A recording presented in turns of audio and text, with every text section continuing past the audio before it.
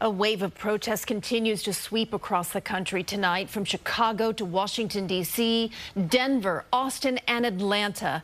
Anger and concern is growing over recent ICE raids and the Trump administration's immigration enforcement tactics. We're seeing tensions heighten here in New York, where 86 protesters were detained last night in a chaotic clash with police.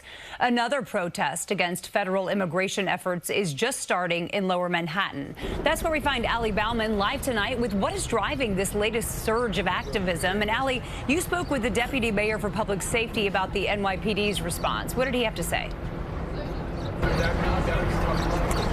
Yeah, that's right, Jess and Christine. So right now we're outside the Federal Immigration Court offices, where officers out here are putting out barricades. Many are wearing helmets and shields. Last night, thousands came out here for what started as a peaceful protest, but then soon devolved into a tense and at times violent scene.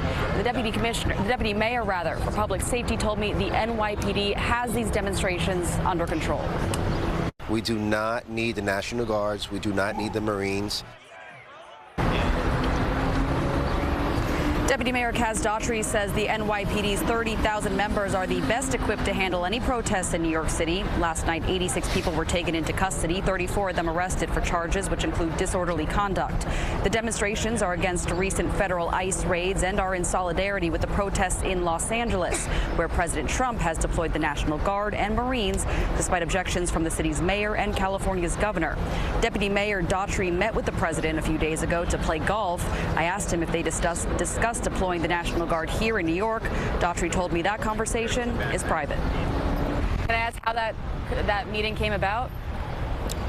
Like I said before, that'd be private.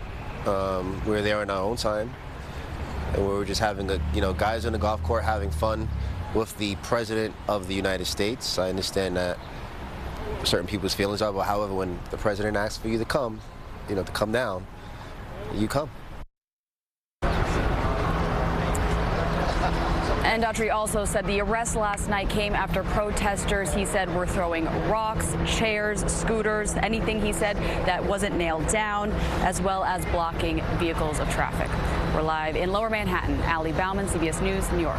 Ali, thank you. The LAPD is confirming a curfew remains in effect tonight for downtown Los Angeles, as officials there try to curb potential violence, vandalism, and looting taking place amid the protests. Today, the National Guard says its members had temporarily detained some protesters before turning them over to law enforcement. Authorities in LA are now calling on the Trump administration to stop what they call reckless immigration raids fueling the protests. You raid Home Depots and workplaces, when you tear parents and children apart, and when you run armored caravans through our streets, you're not trying to keep anyone safe. You're trying to cause fear and panic. Our National Guard, our Marines, they have come in to protect our buildings, to protect. The Marines have come in to protect the National Guard. It is total chaos out there.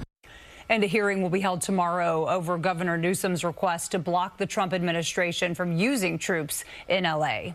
As the situation develops there and here in the tri-state area, stay with CBS News New York. We will keep you updated on the latest protests and the federal response.